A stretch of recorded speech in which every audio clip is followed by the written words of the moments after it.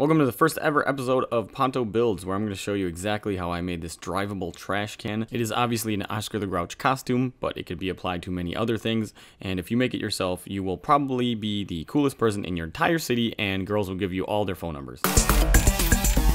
Ponto Builds.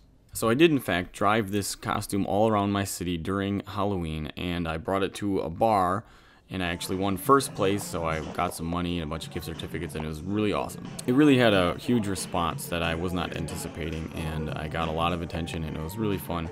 And I came up with the idea while I was working with this jerk, and we thought of things that we could drive around as a costume, and this was our best idea. So now I'd like to tell you exactly how I made this, and possibly you could make it yourself or something similar. Just so you know, this channel is going to be geared towards the DIY person, the person who doesn't maybe have all the right tools to do certain jobs, and you have to find weird ways of doing certain things, and possibly you don't know anything about welding, so I'm going to talk to that person rather than the person who already knows about welding and things.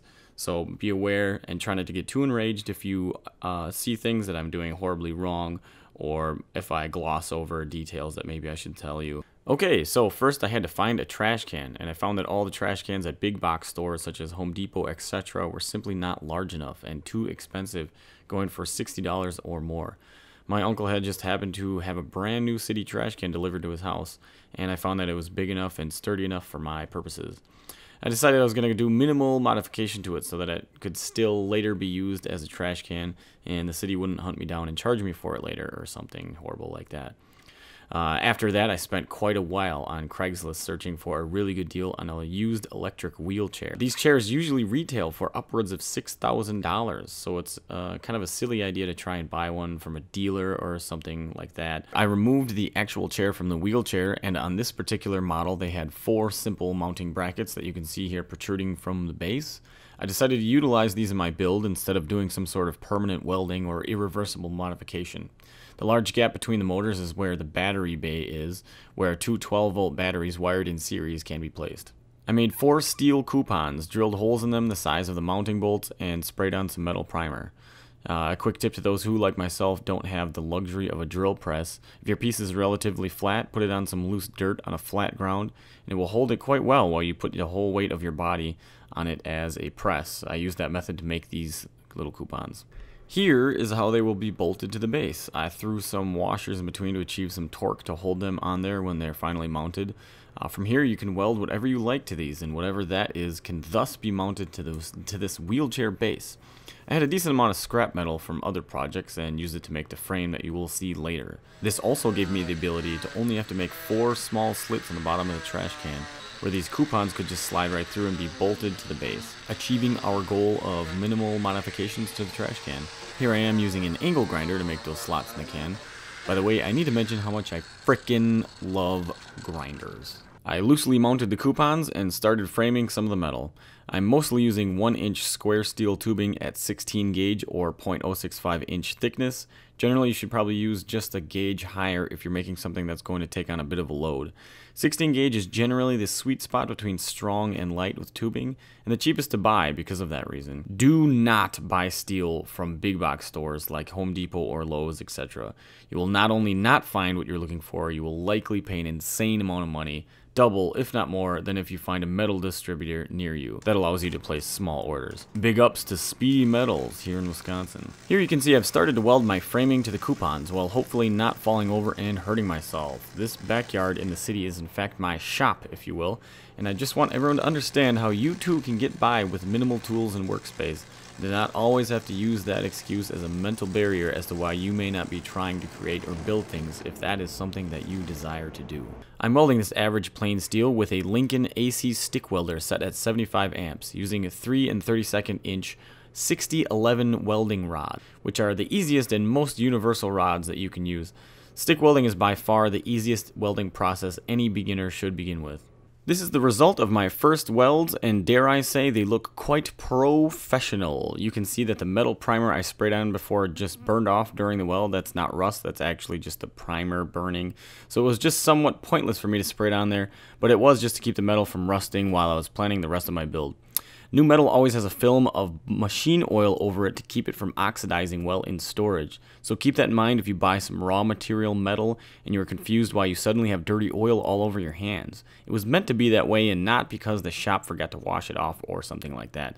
I like to bathe my new metal in Dawn dish soap water in the bathtub so that it has a very silky smooth body that is the envy of all the other metal in the neighborhood. Skipping ahead a little, you can see I've marked off and cut more framing and done more welding. Here I am setting up to weld on the seat post using this handy magnetic square.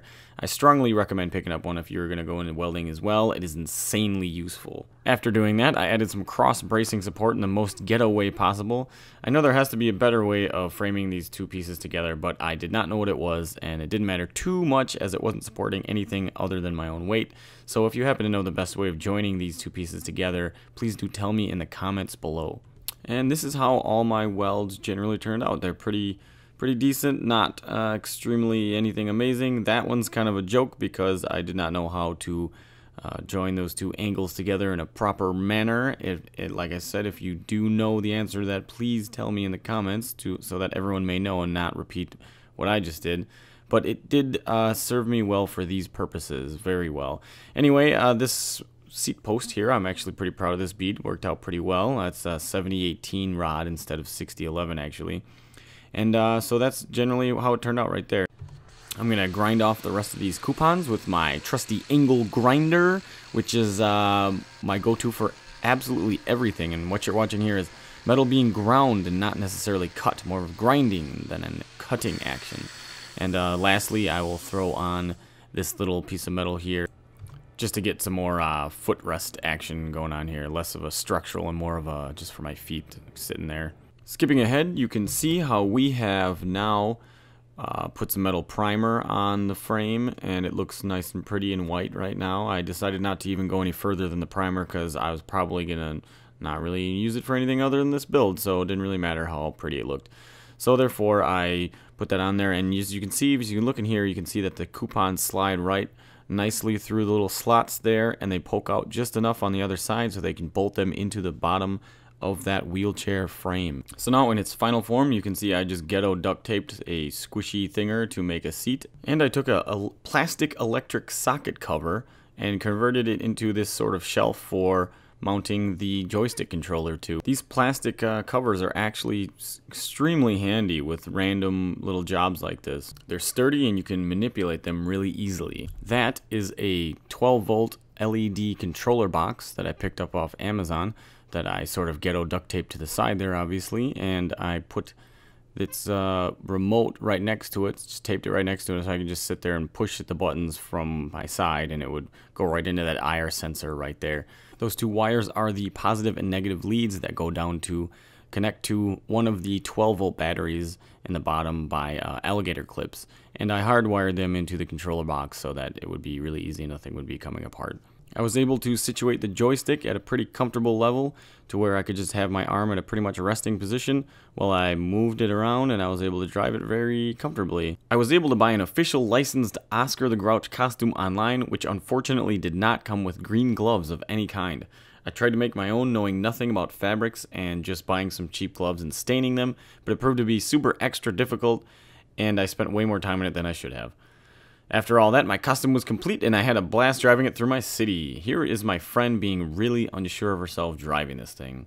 Thanks for watching the first ever episode of Ponto Builds, and subscribe if you want to see more of my upcoming builds, including a confetti cannon and a hot tub on wheels. Ponto Builds.